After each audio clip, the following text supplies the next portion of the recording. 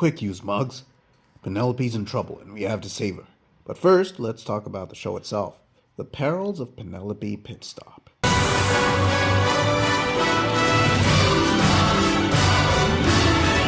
Hello, I am Gibson Shamar and I would like to welcome you to the Perils of Penelope Pitstop Talk, where we will talk about the extremely lengthy titled show. You already know the formula for these conversations. First, we talk about the characters and then we will talk about the show itself. Right, let's get going. So we've got the title character, Penelope Pitstop. She's the main character of the show and still is the pure-hearted, innocent, sweet girl that we've got to know in Wacky Races. Her innocent nature is even more evident in the show since she's the star. She turns out to be an heiress and isn't very good at keeping herself safe or putting two and two together. She's got the dumb blonde moments, but also has some common sense moments which get her out of dangerous situations that she's put in. She's definitely from the American South, given by her strong accent. Then we've got the Anthill Mob. They are very simple characters, so this one will be simple to get through. Their leader, Clyde, is the classic gangster leader. He's got the stereotypical gangster boss voice and mannerisms. He's also short and is bald in the middle of his head. Despite having the tough exterior, he is actually very caring and has a lot of care for Penelope. We have Dumdum. As the name suggests, he is kind of an idiot. Okay, not kind of an idiot. He is very much an idiot. He always botches the gang's attempts at rescuing Penelope or just says the dumbest things. We have Pockets, who is the resourceful guy of the gang. He has just about everything they need in his pockets, which he whips out in dire circumstances. A lot of the time they are unorthodox things that you wouldn't really see coming even in an emergency situation. Snoozy, who, as you probably can tell by the name, is usually asleep. Okay, he's not usually asleep. He's always asleep. Yes, even when driving. Yes, they give him the wheel sometimes for some reason. I mean, it's in his name. Why would you trust someone like that? Heck, how do you even make it into the gang? Softy. This guy is a bit of a weirdo. He's soft in the sense that he's always crying. Every line he speaks ends with sobbing. The guy never runs out of tears to cry, and that's an admirable trait about him. He doesn't just cry of sadness or desperation. He also cries tears of joy. Then we have the guy called Yak Yak. This guy is probably my favorite in the way that he speaks. He's always laughing, no matter what the circumstances are. Even if he's pointing out how there's no chance of saving Penelope, he's laughing. Even if he's talking about how there's no way out of a jam for himself and his friends, he's laughing. Then there's Zippy. If you're unfamiliar with 90s kids slang or simply forgot it, that means that he's fast. He's very quick on his feet. That's pretty much all there is to him.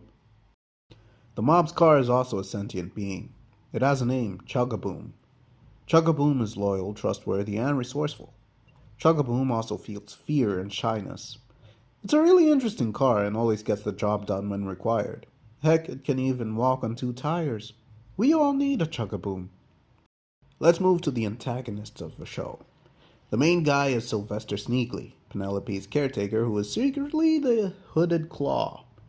A guy who is after Penelope's fortune and will stop at nothing to terminate her and claim the riches for himself through inheritance. He is a very good disguise artist and is always unrecognizable to Penelope when in disguise as something else.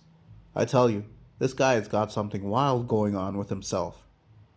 And finally, we have the Bully Brothers. They're twins and both serve as goons for Sylvester in his schemes to terminate Penelope. They usually suffer the most when the plans backfire, but are still very loyal. They aren't fully loyal to the cause, though, because in one episode they decide to screw over Sylvester because he said that once he gets rid of Penelope, he won't need them anymore. If he doesn't need them anymore, they won't be paid anymore. What do you know? There actually is a complicated relationship in this show. So, on to the show now. The show has a pretty standard formula. Penelope is abducted, put in a precarious position, and then rescued by the Anthill Mob.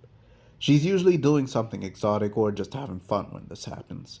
This is all done by the caretaker, Sylvester Sneakley, who is also the Hooded Claw. He wants to get the family fortune Penelope inherited from her obviously deceased parents.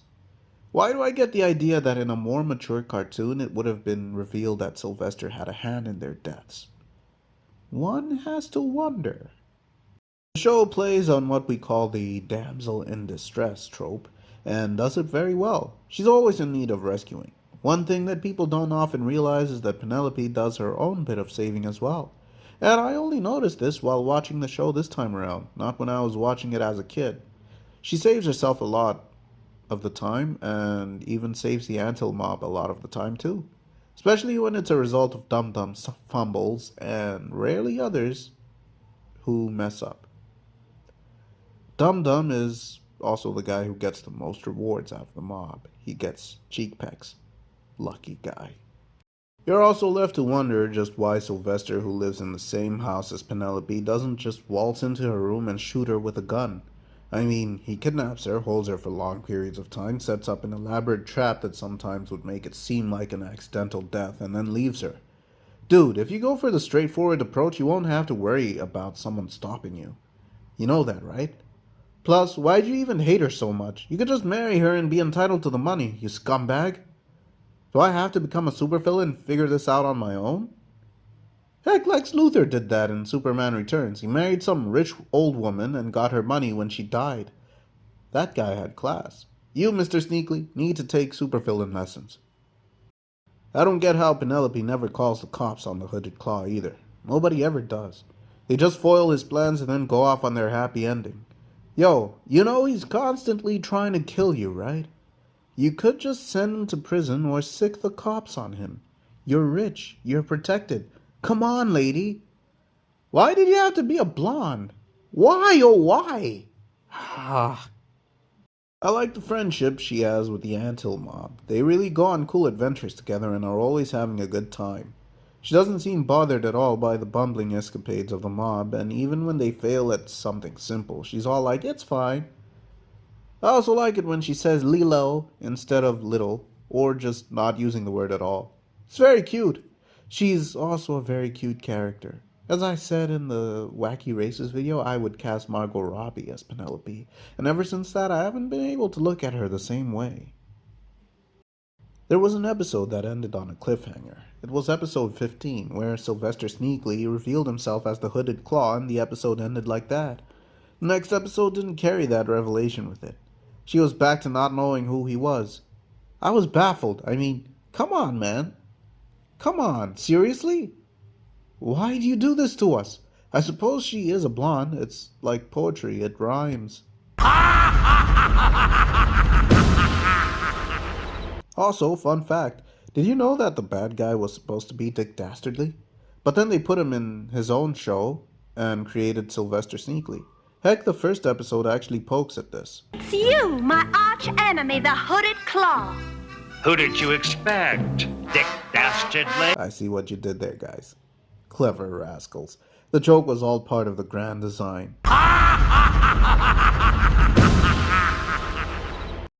Anyway, what can I say about the show apart from it being a blast getting to watch it now and go back memory lane? It was amazing back then, and it's so much better now that I can appreciate it more. I just wish there was more than one season, the same as all these other shows. But we take what we can get, and I will always appreciate Hanna-Barbera for giving so much to my childhood. Thank you, Hanna-Barbera and Cartoon Network. Thank you very much. Well, all is said and done. Check out the rest of the channel. We've got a lot of other videos where we talk about a lot of interesting things. You also have a Facebook page and an Instagram page. Check them out, and have a good day.